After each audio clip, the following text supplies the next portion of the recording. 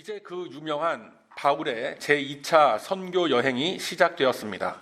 시작과 동시에 바울과 바나바의 다투는 모습을 우리가 보면서 그 속에 감추어진 하나님의 뜻과 그러한 모습일망정 합력하여 선을 이루게끔 하시는 주님의 역사하심을 우리에게 보여주신 바 있습니다.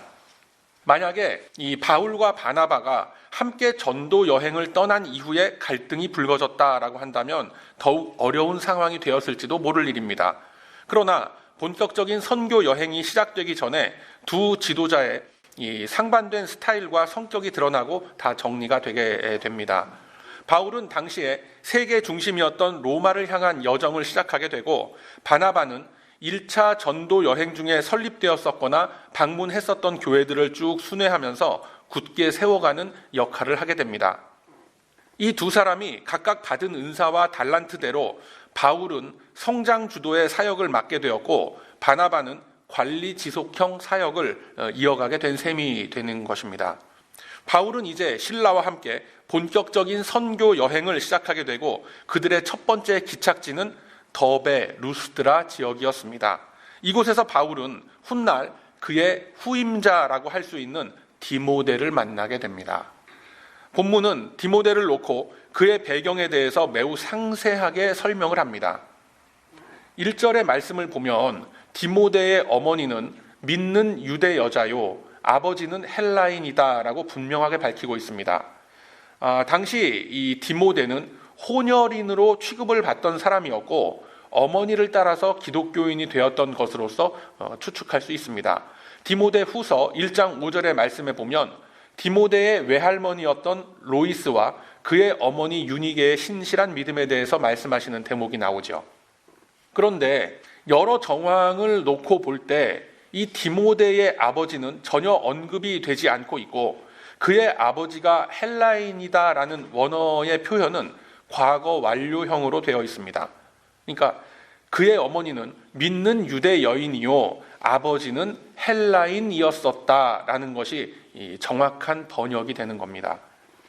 즉 디모데는 외할머니와 홀어머니의 품에서 온전한 신앙교육을 받으면서 자란 청년이었음이 드러나는 거예요. 비록 아버지를 일찍 여의게 된 디모데였지만 오히려 신앙이 깊었던 할머니와 어머니의 영향력을 받고 자라났던 것이 디모데가 복음 전파의 큰 일꾼으로 쓰임받게 된 하나의 큰 요인이 되었던 것입니다. 여러분, 이 성경 말씀은 대부분의 경우에 필요한 경우가 아니라면 자세한 주변 정황은 이렇게 디테일하지 않게 설명하고 그냥 넘어가는 특성이 있다라고 제가 말씀드린 적이 있음을 다 기억하실 겁니다. 아버지가 없이 자라났던 디모데의 성장 과정이 그 당시 사회 속에서 결코 순탄하지만은 않았을 것입니다. 그러나 그러한 어려운 시간들과 고비들을 다 겪고 또 넘기면서 이 디모데는 할머니와 어머니의 신앙을 잊게 되었고, 믿음 안에서 건실한 청년으로 자라나게 되었던 것입니다. 이것이 바로 디모데가 갖는 감사의 요건이 되는 것이고, 성경적 의미의 감사는 바로 이러한 것을 의미하는 것입니다. 이 바울과 바나바가 더베와 루스드라 지역에 1차 선교를 갔었던 것은 불과 몇 해 전의 일이었습니다.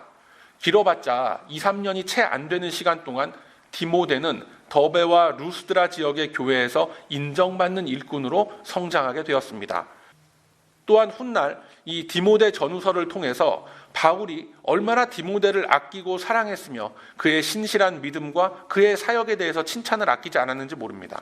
우리 성도들에게 있어서는 그러한 말씀들을 쭉 읽어갈 때마다 매우 강한 이 책임감과 소명의식을 되새기는 그런 귀한 말씀으로 우리가 받게 되기도 합니다. 그런데 이러한 디모데에게 할례를 행했다라고 하는 거예요. 할례를 행한다라는 의식은 본래 유대 사회 속에서 사내 아이가 태어나면 태어난 지 며칠 만이죠? 태어난 지 8일 만에 행하는 그런 의식이었습니다. 할례 의식을 행함으로써 생명의 근원이 하나님께 있다라는 것을 되새김과 동시에 평생 몸에 남는 흔적으로 인해서 하나님의 임재와 구원해 주심을 잊지 말라라는 의미로서 행했던 그러한 제도였습니다. 그런데 이러한 유대인의 행위 율법은 예수님의 십자가 희생과 승리로 인해서 더 이상 의미가 없어지게 되었지만, 여전히 이 제도로 인해서 이방인 성도들과 유대인들 사이에 갈등이 빚어지기도 했었던 겁니다. 성경은 분명하게 말씀하시길 할례의 정신, 즉 율법의 정신을 마음에 새길 것을 말씀하고 있습니다. 애초에 이스라엘 백성들이 출애굽을 한 이후에 선포되었던 말씀 속에서도 할례는 마음속에 행하고 다시는 하나님 앞에서 목을 굳게 하지 말라라고 하셨습니다. 신명기 10장 16절의 말씀이죠. 그리고 결정적으로 예레미야 4장 4절 말씀에 보면 유대인과 예루살렘 거민들아 너희는 스스로 할례를 행하여 너희 마음 가죽을 베고 나 여호와께 속하라. 그렇지 아니하면 너희 행악을 인하여 나의 분노가 불같이 발하여 사르리니 그것을 끌 자가 없으리라 라고 말씀합니다. 이게 신약에 있는 말씀이 아니라 예레미야 4장 4절에 있는 말씀입니다. 이와 같이 하나님께서는 이미 구약의 시대에 말씀하시길 율법의 행위로서 얻는 구원이 아니라 철저하고 이 엄격한 율법을 주신 하나님의 의도를 알고 행해라 라는 그 말씀을 주셨더랬습니다. 그럼에도 불구하고 여전히 많은 유대인들은 행위 율법의 관습을 버리지 못하고 있었습니다. 자, 여기서 우리들은 중요한 선택을 요구받게 되는 거예요. 형식적인 율법적 전통들을 싸그리 다 없애버릴 것인가, 아니면 그러한 행위적 율법 문화를 향유하는 성도들이 있는 한 덕스러운 교회의 전통으로 남겨둘 것인가 라는 선택을 우리 앞에 두게끔 되는 것입니다. 본문에 등장하는 바울과 디모데는 바로 이러한 선택 앞에서 과감하게 할례를 행하는 길을 택했습니다. 즉 율법을 따르는 길을 택했다라는 것입니다. 이 참 아이러니하죠. 본래 디모데는 혼혈인이었기 때문에 굳이 할례를 행하지 않았던 것으로서 여겨집니다. 할례를 행하지 않고도 디모데가 그 사회 속에서 활동하고 살아가는 데 있어서 사실상 아무런 문제가 없습니다. 할례를 안 받았다라고 해서 취업에 제한이 있거나 특별한 불이익을 당하는 그러한 것은 아닌 겁니다. 그런데 이 선교, 그리스도의 복음을 전하는 영역 안으로 들어오게 되면 적잖은 저항에 직면하게 되는 것이 바로 당시의 상황이었습니다. 본문 3절 하반부를 보면 이는 그 사람들이 그의 부친은 헬라인인 줄 다 알미러라 라고 했습니다. 아버지가 헬라인이었기 때문에 그가 어렸을 적에 할례를 받지 않았을 것이라는 사람들의 편견과 함께 실제로 어린 시절부터 그 디모데를 보아서 알던 사람들이 그가 할례를 받은 적이 없다는 것을 다 알고 있었던 겁니다. 아니 그게 뭐 이렇게 큰 문제가 된단 말인가? 라고 우리들은 생각할 수 있겠지만 당시 유대 사회 안에서는 율법을 지킴으로써의 구원이냐 믿음으로의 구원이냐라는 이러한 신학적 테마를 떠나서 그 사회 안에서의 암묵적인 합의가 이루어진 건이었기 때문에 만약 디모데가 할례를 받지 않은 상황에서 바울과 선교를 쭉 다닌다면 당장 많은 유대인 성도들의 저항에 부딪히게 되는 상황이었습니다. 할례를 받지 않고도 받았다고 거짓말을 할 수도 없고 또 다 큰 성인이 할례를 받는 과정을 회당과 마을의 장로들이 인정하는 그런 수순을 거쳐야만 사실상 완전한 유대인으로서 인정이 되었던 겁니다. 이러한 사회적 배경과 당시 유대 사회 속의 암묵적인 관습을 바울과 디모데는 존중했던 것입니다. 그리고 디모데가 할례를 받았었기 때문에 그가 향후에 여러 지역을 다니면서 선교를 하고 또 에베소 교회를 맡아서 오래 사역을 했을 때에도 여러 유대인 출신 성도들로부터 인정을 받고 사역에 집중할 수 있는 계기가 되기도 했었던 겁니다. 그리고 디모데가 할례를 받았었기 때문에 4절의 말씀과 같이 예루살렘 교회에서 작정한 규례들을 교회에 전하면서 사역을 이어갈 수 있었던 것이죠. 만일 디모데가 할례를 받지 않고 전도 사역을 행했다라고 한다면 당장 여러 지역의 교회들로부터 항의가 들어왔을 겁니다. 사도 바울은 훗날 고린도 전후서, 갈라디아서와 로마서의 말씀에서 수십 차례에 걸쳐서 이 문제를 다루게 됩니다. 로마서 2장 28절 이하의 말씀을 보면 대저 표면적 유대인이 아니요 표면적 육신의 할례가 아니라 오직 이면적 유대인이 유대인이며 할례는 마음에 할지니 신령에 있고 의문에 있지 아니한 것이라 라고 말씀했습니다. 다시 말해서 할례 받았다라고 해서 다 하나님의 백성이 아니라 마음의 중심이 하나님께로 향한 사람이 하나님의 백성이다라는 것입니다. 고린도전서 7장 19절 말씀에 보면 할례 받는 것도 아무것도 아니요 할례 받지 않는 것도 아무것도 아니로되 오직 하나님의 계명을 지킬 따름이니라 라고 말씀합니다. 우리가 훨씬 이해하기 쉽게 지금 말씀을 하고 있죠. 그런데 그럼에도 불구하고 디모데에게는 할례를 받도록 했던 것입니다. 이 사실은 우리에게 시사하는 바가 매우 커요. 우리가 쉽게 상상해 볼 수 있는 것이 한국 사회에서 한 남성이 정치판에 뛰어들어서 일을 한다라고 생각을 했을 때, 내가 대통령이 되겠다, 국회의원이 되겠다라고 할 때 가장 필요한 게 뭡니까? 가장 필요한 게 뭐예요? 정치하는 사람한테. 그 사람이 가지고 있는 신념과 철학과 국민 대중에게 어필할 수 있는 미래에 대한 비전 등이 떠오를 수도 있겠지만 사실상 그건 다 뒷전입니다. 제가 이렇게 보면 오직 먼저 보는 게 뭐냐면 병역의 의무를 했느냐 안 했느냐, 이것이 가장 뜨거운 쟁점으로 떠오르는 것과 비슷한 그런 상황인 것입니다. 다시 말해서 본질은 뒷전이고 겉을 치장하는 것으로서 본질적 내용을 가리우게 되는 거예요. 왜 그런지 아세요? 가진 게 없으니까 그래요. 든 게 없으니까 내세울 게 그런 것밖에 없는 거예요.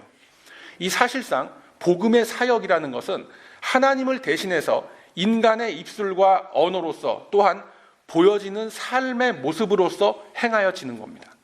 당연히 그 속한 지체들과 또는 복음 사역의 대상자들과의 관계 속에서 문화적이고 관습적인 부분들을 고려하지 않을 수가 없는 겁니다. 바꿔서 생각해 보면 대부분의 경우에 복음을 전하는 사람이 가진 그 메시지의 내용보다도 복음을 전하는 자의 태도와 모습 속에서 그 사람이 전하는 메시지의 진실성을 발견하는 경우가 우리에게 참 많이 있습니다. 이것을 놓고 우리가 보통 어떻게 이야기를 하냐면 하나님은 사람을 통해서 역사하신다라고 말하기도 하고 메시지보다 메신저의 진정성을 본다라는 말로 표현하기도 하는 것입니다. 특히나 그 대상자가 어리면 어릴수록 이러한 경향이 더욱 두드러지게 나타나게 되죠. 유치원 다니는 아이들에게는 선생님의 그 한마디 가르침이 매우 큰 영향력을 미치게 되는 것을 우리가 보게 됩니다. 그러다가 점점 자라면 자랄수록 그 아이가 스스로 생각하게 되고 판단하게 되면서 이 메신저보다는 그 메시지에 더욱 집중하는 모습을 보이곤 하는 거예요. 다시 본문의 내용으로 돌아와서 보면 이제 유대인의 회당이 그리스도의 교회로 변화되는 이 초대교회의 모습 속에서 아직까지 짙게 남아있는 유대교 관습의 그림자들을 바울과 디모데는 결코 무시하지 않았다라는 것입니다. 자칫 오해하기가 쉬운 것이 이 말씀의 선포자나 교회의 리더를 통해서 하나님의 형상과 하나님의 음성을 보고 듣는다라는 것인데, 이 말이 좀 그럴듯하게 들리기는 하지만 사실은 잘못된 주장인 겁니다. 단도직입적으로 제가 말씀을 드리자면 목회자는 그리스도의 형상을 보여내도록 부르심을 받은 유일한 존재가 아닙니다. 성도로 부르심을 입은 우리 모두가 그리스도의 형상을 나타내며 증거해야 하는 자리에 세워진 그런 존재들인 겁니다. 그 속에서 목회자는 말씀을 통해서 하나님의 가르침과 그리스도인의 인격을 소개하는 그런 그 말씀의 직분에 부름을 받은 것입니다. 말씀을 바르게 인도하고 말씀을 바르게 풀어낼 때에 그 말씀 속에서 역사하시는 성령님께서 우리 각 개인의 영혼을 어루만져 주시고 깨달음을 주시고 하나님께로 더욱 다가서서 말씀을 실천하는 삶을 살아가도록 용기와 도전을 주시는 겁니다. 누가 그렇게 하신다고요? 성령님께서 그렇게 하시는 겁니다. 그래서 이 목회자의 믿음과 신학의 색채와 그 깊이가 매우 중요합니다만, 그렇다고 해서 이 목회자에게 어떤 그리스도의 모습을 기대하는 것만큼 어리석은 것은 없습니다. 그러나 지금 제가 설명드린 이 모든 과정들이 우리들 삶의 실제 현실의 이 영역 속에서는 메신저, 즉 말씀을 전하는 자의 모습으로 드러나는 경우가 대부분이기 때문에 바울은 바로 디모데에게 할례를 받도록 했던 것입니다. 즉 말씀을 전하는 대상이 누구냐에 따라서, 그리고 향후에 일어날 여러 가지 변수들을 미리 예측을 하고 그것에 맞는 대응을 했다라고 볼 수가 있는 거죠. 디모데가 유대인들을 의식해서 할례를 행했고 바울과 함께 여러 성읍들을 다니면서 복음을 전했다라는 것이 그게 오늘 본문의 모든 내용입니다. 그런데 본문 5절의 말씀을 보면 이에 여러 교회가 믿음이 더욱 굳어지고 수가 날마다 더하니라 라고 되어 있습니다. 교인의 숫자가 날마다 늘어났다라는 것에 방점이 찍혀 있을 것 같지만 사실은 왜 그러한 현상이 초대교회에서 나타나게 되었는가라는 것을 우리는 직시할 수 있어야 합니다. 교회가 믿음이 더욱 굳어졌다라고 말씀하셨습니다. 정확하게 어떤 이유로서 믿음이 더욱 굳어지게 되었는가? 바로 예루살렘 회의에서 있었던 그 회의의 결과, 즉 이방인 성도들에게 더 이상 유대교적인 관습과 율법의 규례들을 강요하지 않는다라는 그 결의와 더불어서 복음의 본질에 충실했던 것입니다. 그것에 더해서 복음을 전하는 자들이 철저히 유대인 성도들의 사이드에서 그들의 전통적인 관습을 배려하고 또 존중해주는 모습 속에서 그들은 믿음이 더해갔고 그 믿음의 바탕 위에서 성도들이 더욱 많이 세워져 갔다라는 것입니다. 이것이 바로 교회가 하나님 앞에서 성장하는 원리이며 전도 사역의 가장 기본이 되는 모습인 줄로 믿습니다. 복음의 본질을 세워가는 믿음의 터 위에 교회는 단단하게 세워지는 것입니다. 단순히 자신의 요구와 필요를 종교적 감흥 속에 담아서 빌고 또 빌고 그 악다구니를 써대는 그 일종의 무당집에서는 하나님의 일들이 나타나지 않습니다. 우리들 주변에도 그저 십자가를 걸어놓은 그런 무당집들이 많이 있죠. 그런 무당집에 혹여 사람들은 많이 모여들 수 있을런지 모릅니다. 왜? 자신의 필요와 자신의 요구를 다 긁어주기 때문에 당연히 심리적인 카타르시스를 느끼게 됩니다.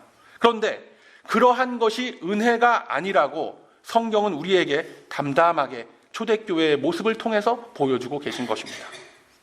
여러분, 디모데의 입장에서 한번 생각해 보시기 바랍니다. 20대 초반을 넘어가는 그 젊은이가, 즉 이제 알 거 다 아는 그런 성인이 할례를 받아야 한다라고 한다면 쉽게 응할 수 있겠습니까? 할례라는 게 뭡니까? 이 마취제도 없이 생사를 찢어내라라고 한다면 그 제정신 가진 사람이 할 수 있겠습니까? 그거 어디? 더군다나 바울은 외치기를 할례는 없어져야 할 구습 중에 구습이다라고 유대인들을 설득하기까지 했던 인물입니다. 그런데 디모데에게는 할례를 권했고 또 이 디모데는 군말 없이 순종하며 따랐습니다. 왜요? 하나님은 이 사건을 통해서 복음을 전한다라는 것이 갖는 본질적 의미를 우리들에게 보여주고 계신 것입니다. 여러분, 하나님께서 이 말씀을 통해서, 이 사건을 통해서 최종적으로 우리에게 하시고픈 말씀이 무엇일까요? 이 바울과 디모데가 자신들의 앞에 있는 사람들에 대한 존중과 배려가 없었다면 이 할례라는 거는 뭐 하러 하는 겁니까? 그 도대체 할례는 할 필요도 없고 해서도 안 되는 헛되고 무의미한 일이었던 것입니다. 그러나 디모데는 자신이 앞으로 감당해야 할 사역과 맡겨진 회중들에 대한 존중과 배려가 있었기 때문에 자신의 고통과 그 불편함을 감수해 가면서 할례를 받았던 겁니다. 즉 선교 대상자들에 대한 공감대를 형성한 거예요. 그들이 중요하게 생각하고 가치 있게 생각하는 것들에 대해서 무 자르듯이 단호하게 쳐냈던 것이 아니라 그들의 생각과 그들이 누리고 있는 문화적인 감수성을 존중했고 배려한 것입니다. 존중과 배려가 있었기 때문에 희생과 순종함이 뒤따를 수 있었던 겁니다. 여러분, 이것이 선교의 기본이 되는 것입니다. 여러분, 우리가 지난주에 우리들이 그 몽족 선교 세미나를 했었지요. 다들 느끼셨고 다들 아시다시피 우리들이 당장 팔 걷어붙이고 나서서 돈을 모으고 누구를 돕고 누구를 지원하자 이런 것이 아닙니다. 물론 그러한 외적인 실천이 실제로 매우 중요한 비중을 차지합니다.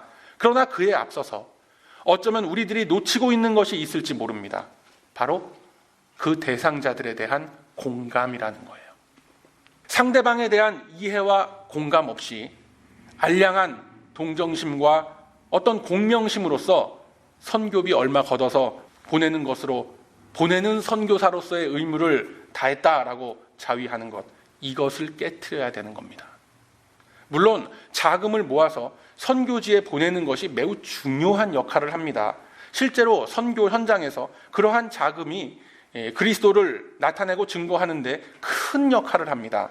그런데 그 대상자들에 대한, 선교 대상자들에 대한 배려와 사랑함 없이 그냥 마구 퍼부어댔던 그 자금은 기대하는 만큼의 역할을 해내지 못하더라라는 것이 지금 다 증명되고 있는 것입니다.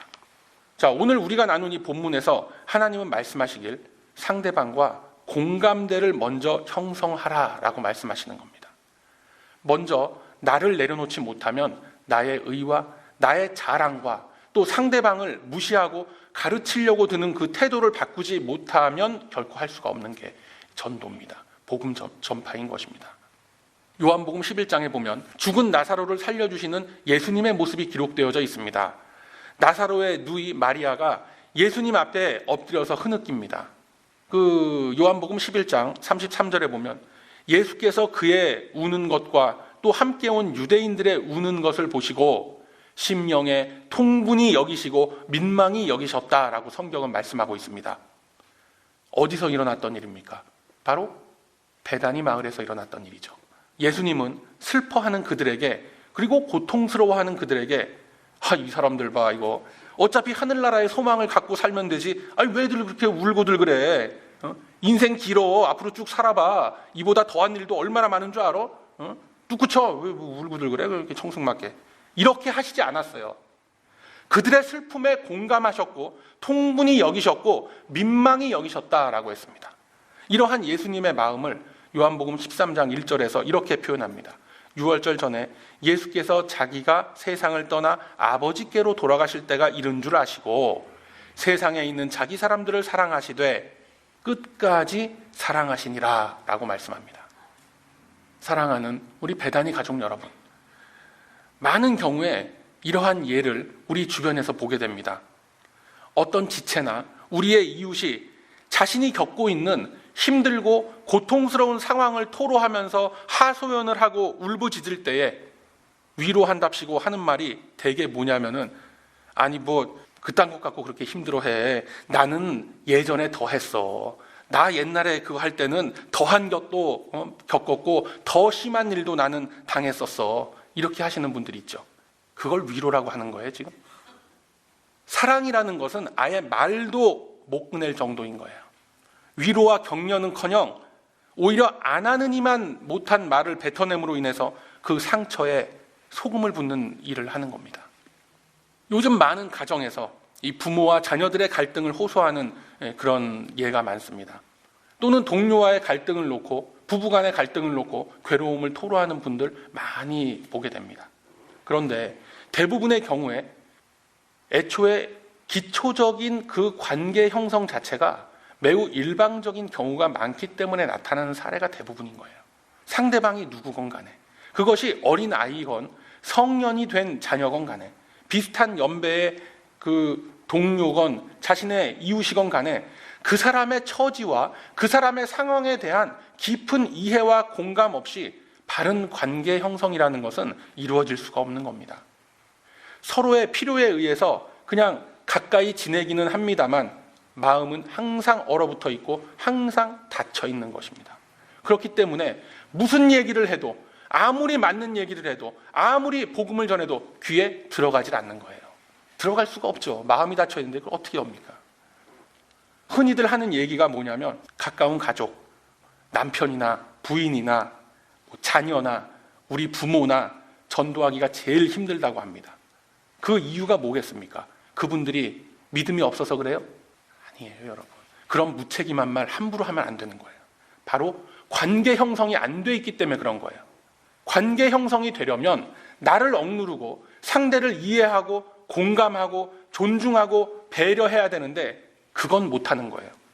그러니까 그냥 속 편하게 내가 번 돈, 내 지갑, 내 손으로 열어서 돈 얼마 주고 돈 얼마 보내는 것으로서 사명받은 자로서의 의무를 다했다라고 여기는 겁니다. 왜요? 그것이 사실 제일 속 편하기 때문에 그래요. 내가 나를 제어하고 억제하기가 사실상 세상에서 가장 힘든 일이기 때문에 그렇습니다. 여러분, 그러한 것은 복음 전도가 아니라, 그러한 것은 선교가 아니라 나 편하자고, 나 좋자고 하는 이기적인 마음에서 나오는 갑질일 뿐입니다. 오해하지 마십시오. 물질로서 헌신하는 분들을 폄하하는 얘기가 절대 아닙니다, 여러분. 이 시대 대부분의 사람들 마음속에 진심 어린 이웃에 대한 배려가 없고 이웃의 아픔과 상처에 대해서 공감하려고 하질 않아요. 다들 외치는 것이 뭐냐면 나의 고통과 나의 문제가 가장 중요한 1순위의 타픽이다라고 하는 거예요. 그런데 하나님은 말씀하시길 내 안에 있는 모든 불만과 고통의 근원이 바로 나의 죄로부터 비롯된다라고 말씀하시니까 이 도저히 납득이 안 되고 듣기 싫고 따르기 싫은 겁니다. 나를 내려놓지 못하고 내 안에 무거운 죄악의 짐을 가득 짊어지고 힘들다 죽을 지경이다 라고 하면서 다른 사람들의 마음 문을 어떻게 열고 들어가서 뭘 어떻게 할 수 있겠습니까? 본문에 등장하는 이 디모데는 이방인 출신입니다. 그가 제 아무리 자기 고향 주변에서 평판이 좋았다라고 한들 그 지역을 벗어난 다른 곳에 들어갔을 때에 과연 율법주의에 젖어 있었던 유대인들로부터 인정을 받을 수 있었겠습니까? 디모데는 자신의 아픔과 자신의 불편함보다도 먼저 자신이 맡은 사역에 우선적 가치를 두었기 때문에 그 같은 할례를 선뜻 행할 수 있었던 것입니다. 나이가 20살이 넘어갔고. 디모데 이후에는 더 이상 유대인 성도들이나 이방인 성도들에게 할례를 권유한 사례가 성경에 나타나지 않습니다. 오직 복음이 방해받지 않고 전해질 수 있는 방법이라면 그것으로서 오직 그리스도의 십자가만이 드러난다면 어떤 고통과 불편함이 있더라도 그것을 감수하겠노라라는 그 마음이 바로 하나님께서 독생자를 이 땅에 보내신 마음임을 기억하시길 바랍니다. 여러분, 이제 저와 여러분 또한 각자의 삶의 현장 속에서 하나님을 대신해서 그분의 말씀과 뜻을 전하기 위한 사도적인 존재로서 또 선교사적인 존재로서 파송을 받게 된 그런 위치에 있다는 것을 꼭 기억하시길 바랍니다. 주님은 오늘 이 말씀을 통해서 선교사적 사명을 우리에게 주시면서 가장 중요한 덕목으로서 어떻게 다가설 것인가라는 것을 우리에게 묻고 계신 것입니다. 여러분, 예수님이 이 땅에 우리를 구원하기 위하여 육신을 입으시고 오신 것도 선교사적인 접근으로서 우리에게 오신 것입니다. 우리와 동일한 육신의 장막을 입으셨고 우리와 동일한 서글픈 고달픈 삶을 사셨습니다.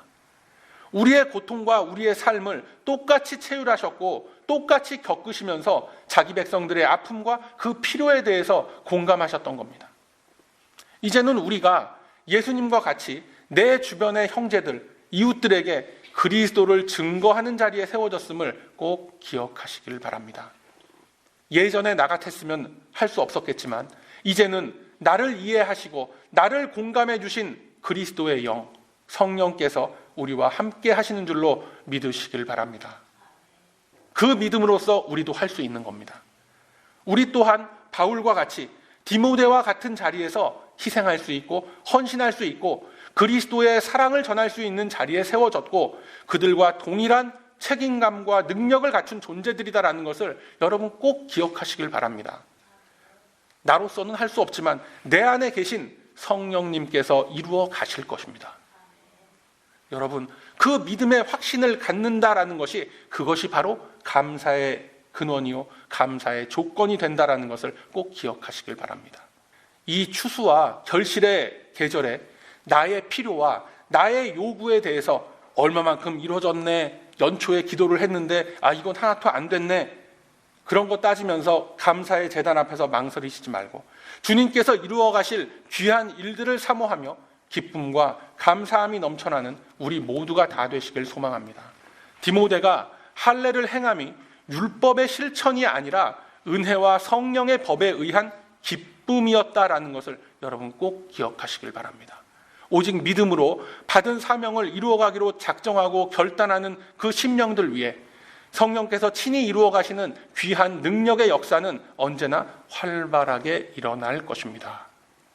오늘 이 말씀을 이 추수와 결실의 계절에 기쁨과 감사함의 조건으로 삼아서 새로운 각오와 결단함으로 주 앞에 순종하며 나아가는 우리들의 공동체 위에 우리 주님께서 예비하신 한량없는 은혜와 사랑은 언제나 충만히 넘쳐날 것입니다. 그러므로 이제는 선교사적 소명을 품고 나의 일상 속에 새롭게 세워졌음을 믿는 그 믿음으로 오직 기쁨과 감사함의 조건을 주 안에서만 찾아가는 저와 여러분의 복된 인생길이 다 되시길 이 아침에 주님의 이름으로 축원드립니다. 아멘.